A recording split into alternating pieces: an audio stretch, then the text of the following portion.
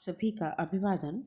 हम महाकवि कालिदास प्रणीत अभिज्ञान शाकुंतलम नाटक के चतुर्थ अंक का अध्ययन कर रहे हैं। यहाँ शकुंतला को पिता कर्ण के द्वारा उसके पति के घर भेजा जा रहा है।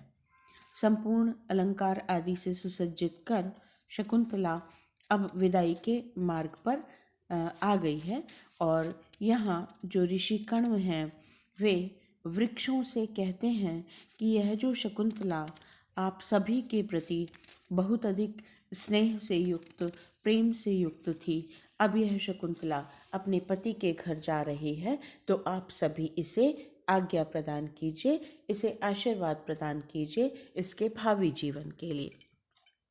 यहाँ पर जब ऋषि कण्व ने वृक्षों से अनुमति मांगी तो उस स्थिति में वृक्षों से कोयल का स्वर सुनाई दिया।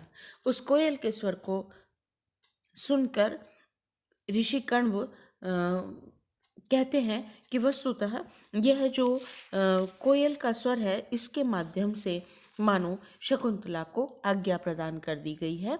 इसी संदर्भ का या इसी मंतव्य का अगला यह पद्य कथा सूत्र के साथ आगे चलता है। देखिए, कोकिल रवम सूचयित्वा, जब ऋषि कण्व ने वृक्षों से कहा कि यह शकुंतला अब अपने पति के घर जा रही है, सयम याति शकुंतला पतिगृहम सर्वैर अनुज्ञायताम, आप सभी इसे आज्ञा प्रदान कीजिए। तभी कोयल की वाणी सुनाई देती है और तब ऋषि कण्व कहते हैं कोकिल रवम सूचयित्वा। कोकिल कोयल के रवम रव को, ध्वनि को, स्वर को सूचयित्वा सूचित करते हुए, अनुमत गमना शकुंतला तरुभिरियं वनवास बंधुभिः परभृत विरुतम कलम यथा प्रतिवचनीकृतम एभिरीदृशम, प्रतिवचनीकृतम एभिरीदृशम। क्या कहते हैं देखिए, अनुमत गमना शकुंतला तरुभिरियं, इयं यह शकुंतला, इस शकुंतला को, इयं शकुंतला इस शकुंतला को वनवास बंधु भी, वन में निवास के काल में, बंधु भी बंधु सदृश या वन में बंधुभूत सहवासी तरुभि वृक्षों के द्वारा अनुमत गमन की अनुमति प्रदान कर दी गई है। इयं शकुंतला, यह शकुंतला, वनवास बंधु भी, वन में निवास करने के समय में बंधु सदृश या बंधु रूप तरुभी वृक्षों के द्वारा अनुमत गमना, जाने की अनुमति प्रदान करने वाली है या जाने की अनुमति दे दी गई है तरुभी वृक्षों के द्वारा। परभृत विरुतम कलम यथा प्रतिवचनी कृतम एभिरीदृशम, ए भी क्योंकि, यथा क्योंकि, ए भी इन वृक्षों के द्वारा, परभृत विरुतम, परभृत कहते हैं कोयल को, तो कोयल विरुतम कोयल के विरुद्ध को, ध्वनि को, ईदृशम इस प्रकार से, प्रतिवचनीकृतम प्रतिवचन प्रत्युत्तर कृत किया गया है, बनाया गया है। फिर देखिए, इयं शकुंतला, यह शकुंतला, वनवास बंधु भी, वन में निवास के काल में बंधु रूप तरुभी वृक्षों के द्वारा अनुमत गमन जाने की अनुमति प्रदान की गई है। यथा जिस प्रकार से, क्योंकि, ए भी इनके द्वारा, परभृत विरुतम कोयल की ध्वनि को, प्रतिवचनम ईदृशम कृतम इस प्रकार से प्रतिवचनी कृतम प्रतिवचन किया गया है, प्रत्युत्तर बनाया गया है। पुनः देखिए, यथा क्योंकि, ए भी इन वृक्षों के द्वारा, यथा कलम, अच्छा कल कहते हैं अस्पष्ट एवं मधुर, तो यथा कलम इस कोयल के अस्पष्ट किंतु मधुर परभृत विरुतम कोयल की ध्वनि के द्वारा इन्होंने मानो प्रत्युत्तर प्रदान किया है। एक बार पुनः देखिए, एम शकुंतला, इस शकुंतला को वनवास बंधु भी वन में निवास के समय में बंधु तुल्य तरु भी वृक्षों के द्वारा अनुमत गमना प्रस्थान की अनुमति दे दी गई है। यथा कलम, क्योंकि अस्पष्ट किंतु मधुर परभृत विरुतम कोयल की ध्वनि को ए भी इन वृक्षों के द्वारा ईदृशम इस प्रकार से प्रतिवचनीकृतम प्रत्युत्तर बनाया गया है, प्रतिवचन बनाया गया है। कहने का भाव है कि जब उन्होंने अनुमति मांगी तो वृक्षों के मध्य से कोयल की ध्वनि निकली। कोयल ने उसी समय कूजन किया, तो उसको एक शुभ सूचना मानते हुए, शकुन मानते हुए ऋषि कण्व का कहना है कि मानो ये जो वृक्ष हैं, जो कि शकुंतला के सहोदर तुल्य थे, वो क्योंकि बोल नहीं सकते, इसलिए उन्होंने कोयल की ध्वनि को मानो अपनी ध्वनि बनाया है और कोयल की ध्वनि के माध्यम से मानो शकुंतला को जाने की अनुमति प्रदान की है। व्याकरण देखिए यहाँ, अनुमत गमना, अनुमत गमना पद है, अनुमतम गमनम यस्याः सा, जिसको जाने की अनुमति प्रदान कर दी गई। बहुव्रीहि समास है यहाँ पर। अनुमत पद बनेगा, अनु उपसर्ग है, मन धातु है, उससे एकता प्रत्यय करेंगे तो अनुमतम पद बना, अनुमत पद बना और उसका अनुमत गमना, अनुमतम गमनम यस्याः सा, जिसको जाने की अनुमति प्रदान कर दी गई है, उसका द्वितीय विभक्ति एक वचन का रूप है। या अनुमत गमना जो है वह प्रथमा विभक्ति एक वचन का, संपूर्ण जो पद है वह प्रथमा विभक्ति एक वचन का हुआ। वनवास बंधु भी, वने वासः वनवासः, वन में वास है जिनका, सप्तमी तत्पुरुष समास हो गया यहाँ पर, वने वासः वनवासः। और तेन बंधुभिर इव बंधुभिः, तेन लगाया तो यहाँ पर हो गया तृतीय तत्पुरुष, वने वासः वनवासः सप्तमी तत्पुरुष, और तेन बंधुभिः वनवासेन बंधुभिः इव तृतीय तत्पुरुष, और वने वासेन बंधुभिः इव बंधुभिः तृतीय विभक्ति का बहुवचन का रूप बना।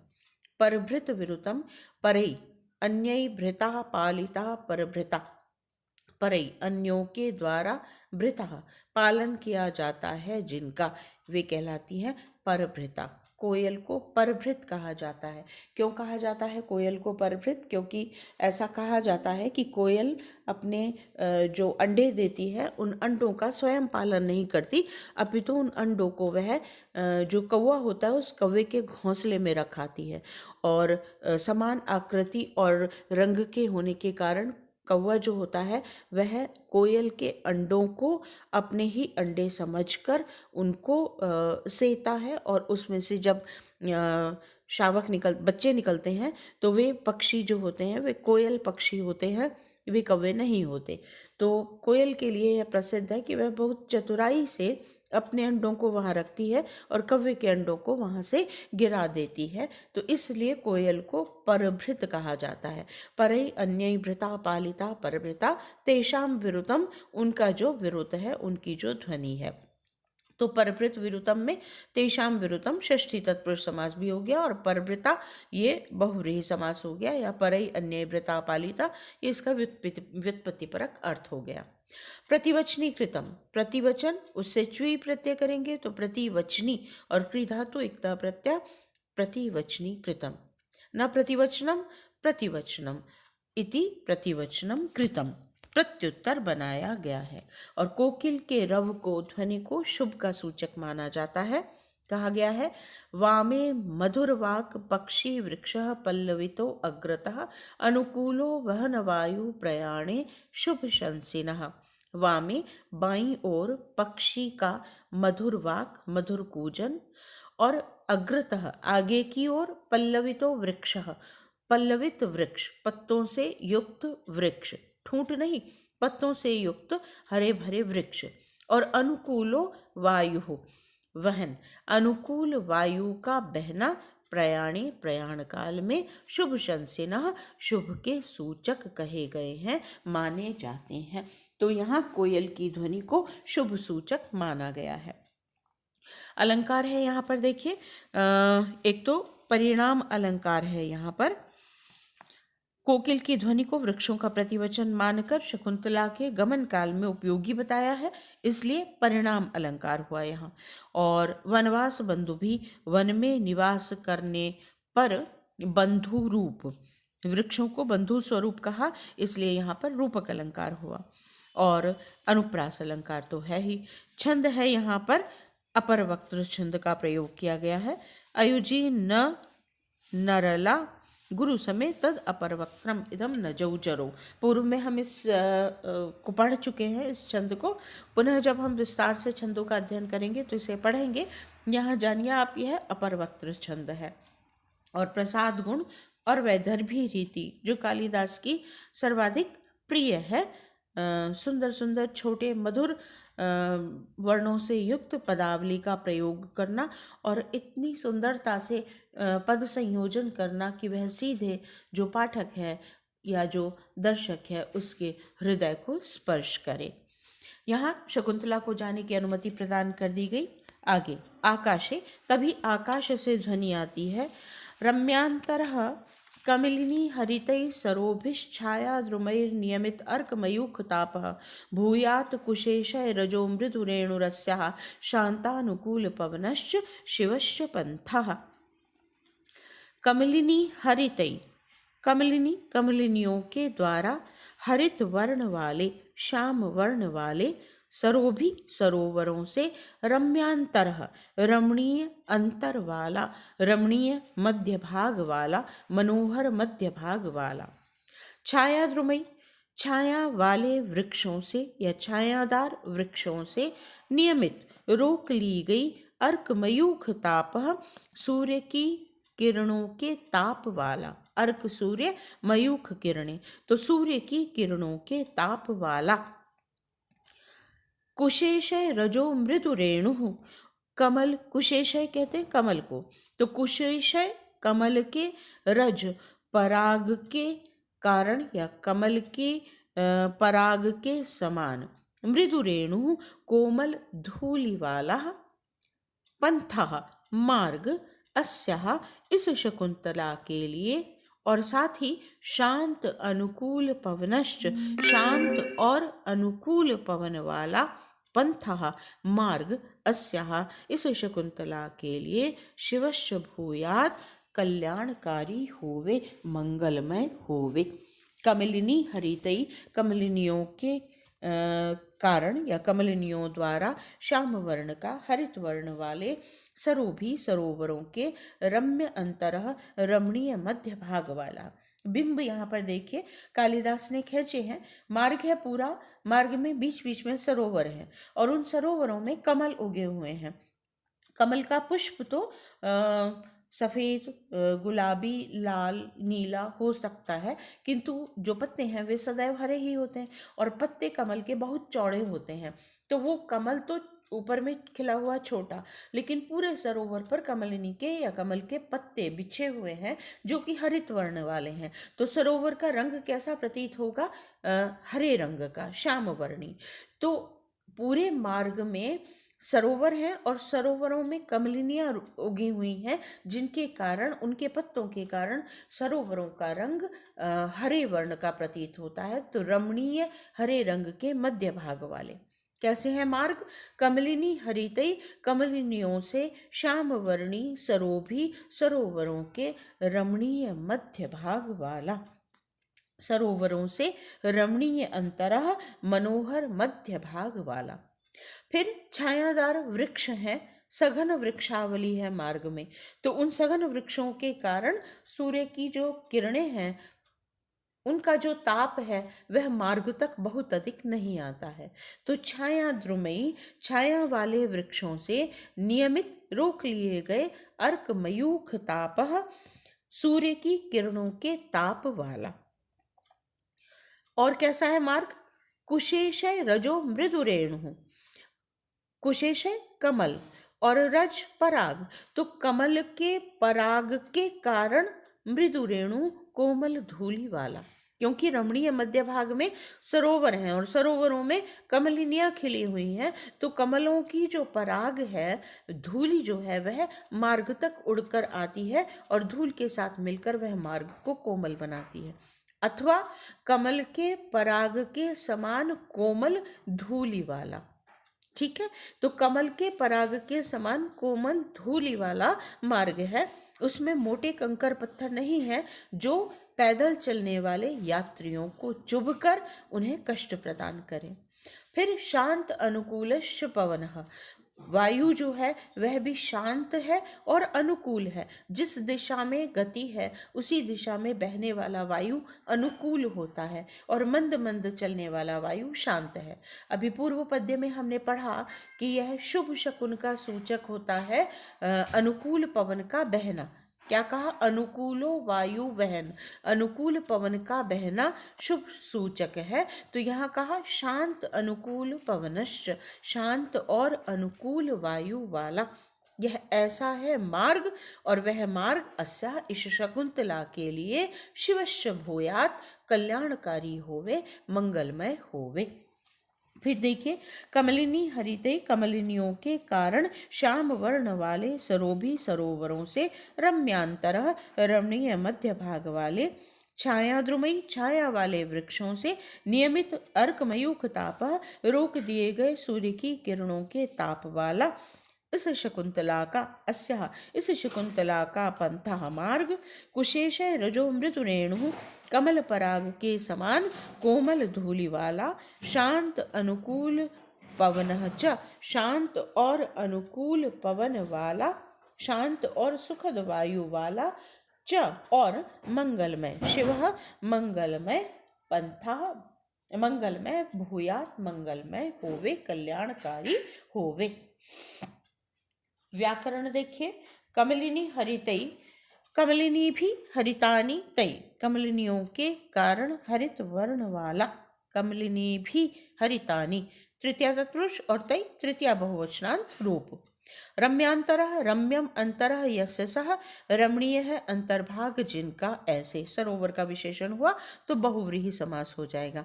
छाया द्रुमई, छाया प्रधाना द्रुमा तई, छाया प्रधान वृक्षों से तई, तो ये हो गया तृतीया बहुवचनांत रूप छाया द्रुमई।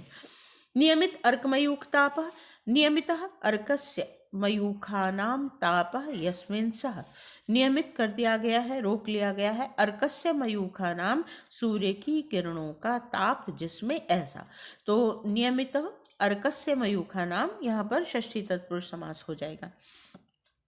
कुशेश रजो मृदु रेणु, कुशे शेरते इति कुशे शयानी, जो कुशाओं पर शयन करता है, रहता है, तो कुशे शेरते इति कुशे शयानी, और तेषाम रजो भी मृदवो रेणव यत्र सह, उनकी रज से पराग से कोमल है रेणु जहाँ पर, धूलि जहाँ पर, ऐसा, तो कुशेशय और कुशेशयानी, कुशेशयानी और उन तेषाम रजो भी, उनकी धूल से, तो षष्ठी तत्पुरुष समास हो गया यहाँ पर।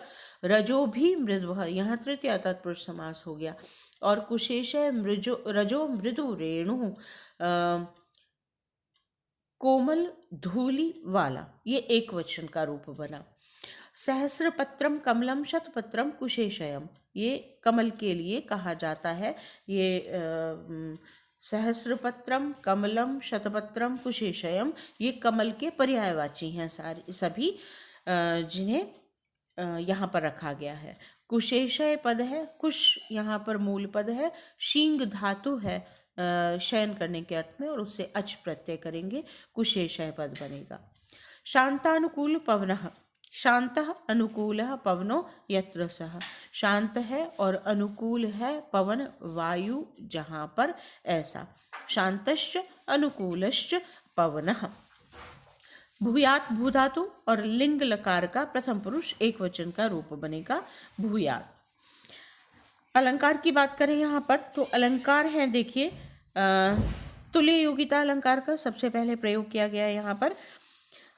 यहाँ वायु और पथ दोनों प्रकृतों का शिव के साथ, शिवश्च, शिव के साथ संबंध होने के कारण तुल्य योगिता अलंकार है, और सभी विशेषणों का साभिप्राय प्रयोग किया गया है, इसलिए यहाँ परिकर अलंकार है। कमलिनी हरितई, कमलिनियों के कारण हरित, तो तद्गुण अलंकार कहा गया है यहाँ पर। कुशेशय रजो मृदु रेणु, यहाँ उपमा अलंकार है, उपमा लिखने से रह गया है। तो कुशेश कमलों की धूल पराग के समान कोमल रेणु वाला। तो यहाँ पर उपमा अलंकार का प्रयोग हुआ। पवन और मार्ग के शिवत्व के लिए अनेक कारणों का यहाँ उल्लेख किया गया है, इससे समुच्चय अलंकार है। और उन कारण कार्य भाव होने के कारण सर्वत्र काव्यलिंग अलंकार भी है। और साथ ही सम अलंकार का प्रयोग हुआ है। अनुकूल पवन होने से मार्ग भी सुखमय होगा, ऐसा समन्वित अर्थ ज्ञात होता है, जिससे सम अलंकार की ध्वनि निकलती है। यह सम अलंकार यहाँ पर व्यंग्य रूप है और वसंत तिलका नामक छंद का प्रयोग किया गया है। आगे देखिए, सर्वे सविस्मयम आकर्णयन्ति, सभी विस्मय के साथ सुनते हैं। उस आकाशवाणी को विस्मय के साथ, आश्चर्य के साथ सुनते हैं। गौतमी जाते पुत्री ज्ञातिजन स्निग्धाभिर अनुज्ञात गमना असि तपोवन देवता भी प्रणम भगवती। ज्ञातिजन के समान, कुटुंबियों के समान, स्निग्धा भी स्नेह रखने वाले, तपोवन देवता भी तपोवन के देवताओं के तुल्य इन वृक्षों के द्वारा या तपोवन के देवताओं के द्वारा अनुज्ञात गमनासी जाने की अनुमति प्रदान कर दी गई हो। तो प्रणम भगवती, इन्हें प्रणाम करो। शकुंतला सप्रणामम परिक्रम में प्रणाम करके और घूमकर। जनांतिकम, जनांतिक की मुद्रा बनाकर। जनांतिक जब किसी एक पात्र को कोई बात सुनानी होती थी शेष सभी को छोड़कर, तो उसके कान के पास त्रिपताक मुद्रा हाथ से बनाकर संवाद का वाचन किया जाता था। उसे जनांतिक मुद्रा कहते हैं, जनांतिक कहते हैं। तो जनांतिक मुद्रा बनाकर शकुंतला प्रियंवदा से कहती है, अर्थात प्रियंवदा के कान के पास कहती है, हला प्रियंवदे, सखी प्रियंवदा, आर्यपुत्र दर्शनोत्सुक आया।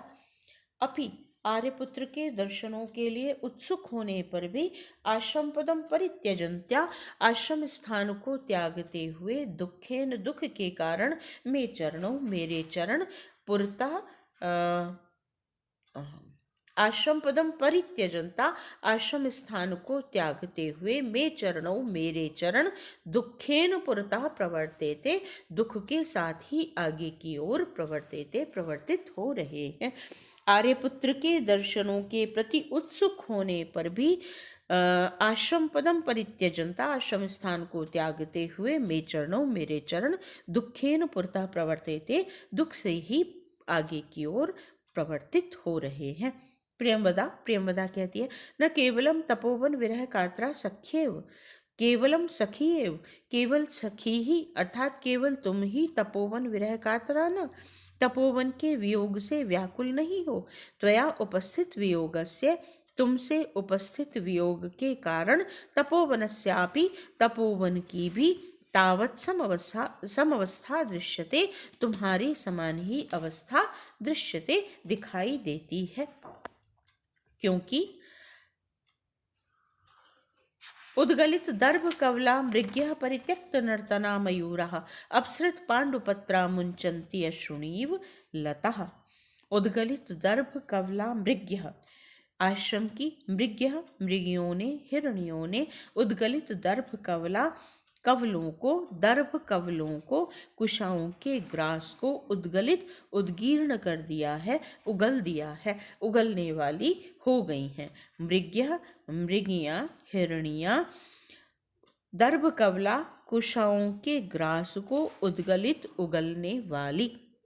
मयूरा परित्यक्त नर्तना, और मोर परित्यक्त त्याग दिए गए, नर्तना नर्तन वाले। और अपसृत पांडुपत्रा, गिरते हुए पीले पत्तों के कारण, पीले पत्तों के द्वारा, लता लताएं, इव मानो अश्रुणी मुंचती, अश्रुओं को मुंचन्ती त्याग रही हैं, छोड़ रही हैं। पुनः देखिए, मृग्यः, हिरणियाँ, दर्भ कवला, कुशाओं के ग्रास को उद्गलित उगलने वाली, मयूरः, मोर, परित्यक्त नर्तना, त्याग दिए गए नर्तन वाले, और अपसृत पांडुपत्रा गिर रहे हैं जिनके पीले पत्ते, ऐसी लताएं इव अश्रुणी मुंचंती, मानो आंसुओं को छोड़ रही हैं, आंसुओं को बहा रही हैं, अश्रुपात कर रही हैं। जो हिरणियां हैं, जो निरंतर शकुंतला के साहचर्य को प्राप्त करती थी, अब वे भी उत्कंठा से शकुंतला की ओर देख रही हैं। तो ऐसा लगता है उनके मुख से जो कुशाएं गिर रही हैं, तो ऐसा वहाँ पर चित्र खींचा है कालिदास ने कि ऐसा लगता है मानो हिरणियों ने दर्भ कवलों को, कुशाओं के ग्रास को उद्गलित करना प्रारंभ कर दिया है, बाहर निकाल रही हैं, मानो वे भोजन का त्याग कर रही हैं। जो मोर हैं वे भी शांत हैं, उन्होंने नाचना छोड़ दिया है, मानो शकुंतला की विदाई से दुखी हैं। और क्योंकि ग्रीष्म काल है, इसका परिचय हमें जो वर्णन है उससे प्राप्त हो रहा है। नियमित अर्कमयूख ताप, सूर्य की किरणों का प्रखर ताप छायादार वृक्षों से रोका गया है, या फिर कोकिल का रव का सूचित होना, तो यह ग्रीष्म ऋतु का काल है। इससे पहले नाटक के प्रारंभ में भी ईषद ईषद चुंबितानी जो प्रथम अंक का पद है, या अन्य जो वहाँ पर ग्रीष्म के सूचक दो पद्यों का प्रयोग किया गया है, तो ग्रीष्म ऋतु के काल को की सूचना मिलती है। तो ग्रीष्म ऋतु में अत्यधिक ताप के समय जो वृक्षों के पत्ते हैं, लताओं के पत्ते हैं, वे पीले पड़ जाते हैं और पीले पत्ते गिरने लगते हैं। तो ऐसा लगता है मानो लताएं उन पीले पत्तों के रूप में अश्रुओं को छोड़ रही हैं, अश्रुओं को बहा रही हैं। सारा जो वातावरण है वह शकुंतला की विदाई के कारण मानो दुखी है, अत्यंत मायूस है, उदास है, इस तरह का भाव यहाँ कालिदास ने अभिव्यक्त किया है। व्याकरण देखिए यहाँ, उद्गलित दर्भ कवला, उद्गलिता दर्भाणाम कवला या भी ता, त्याग दिया है कुशाओं के ग्रासों को जिनके द्वारा, ये हिरणियों का विशेषण बन जाता है, बहुव्रीहि समास है यहाँ पर। परित्यक्त नर्तना, परित्यक्तम नृत्यम यैस्ते, त्याग दिया गया है नृत्य को जिनके द्वारा, ये भी बहुव्रीहि समास मयूरा का विशेषण बन जाएगा। परित्यज इक्तः, परि उपसर्ग है, त्यज धातु है, इक्तः प्रत्यय है। उद्गलित दर्भ कवला मृग्या, परित्यक्त नर्तना मयूरः। अपसृत पांडुपत्रा, अपसृतानि पांडूनि पत्राणि याभ्यस्तः, छोड़ रहे हैं, गिर रहे हैं पीले पत्ते जिनसे, ऐसी वे लताएं। ये सब बहुव्रीहि समास नहीं है, यहाँ पर सभी विशेषण मात्र बने हैं विशेष्य के। मृग्य है विशेष्य है, उद्गलित दर्भ कवला इसका विशेषण है, मयूरा ये विशेष्य है और परित्यक्त नर्तना इसका विशेषण है, और अपसृत पांडुपत्रा ये लता का विशेषण है। तो अपसृतानि पांडूनि पत्राणि याभ्यस्तः, ये तीनों विशेषण बन जाते हैं अपने अपने पदों के। यहाँ अलंकार है, उत्प्रेक्षा अलंकार का प्रयोग है। इव का प्रयोग मानो के अर्थ में, संभावना के अर्थ में हुआ है। तीनों ही अपसृत पांडुपत्रा मुंचंती अश्रुणीव लता, तो यहाँ जो इव है वह संभावना के अर्थ में प्रयुक्त होने से यहाँ उत्प्रेक्षा अलंकार हुआ। और साथ ही मृगी, मोर और लताओं पर सजीव मनुष्यों का आरोप किया गया है। सजीव मनुष्यों के जैसे भावों का आरोपण होने से यहाँ समासोक्ति अलंकार का प्रयोग है। साथ ही दर्भ कवलादि त्याग रूप तीन कारणों का एक साथ उल्लेख किया गया है, इसलिए समुच्चय अलंकार है। और इन सब में परस्पर निरपेक्ष भाव होने से संसृष्टि अलंकार का प्रयोग है, अनुप्रास अलंकार है। यहाँ पर आर्या जाति छंद है। वैसे यह पद्य मूलतः प्राकृत में है, तो प्राकृत पद्य है गाथा या गाहा जिसे कहते हैं, और लौकिक छंद जब उसका भाषा परिवर्तन होता है तो यह आर्या जाति छंद हो जाता है। तो आर्या जाति छंद का यहाँ पर प्रयोग किया गया है। आज के लिए इतना ही, धन्यवाद।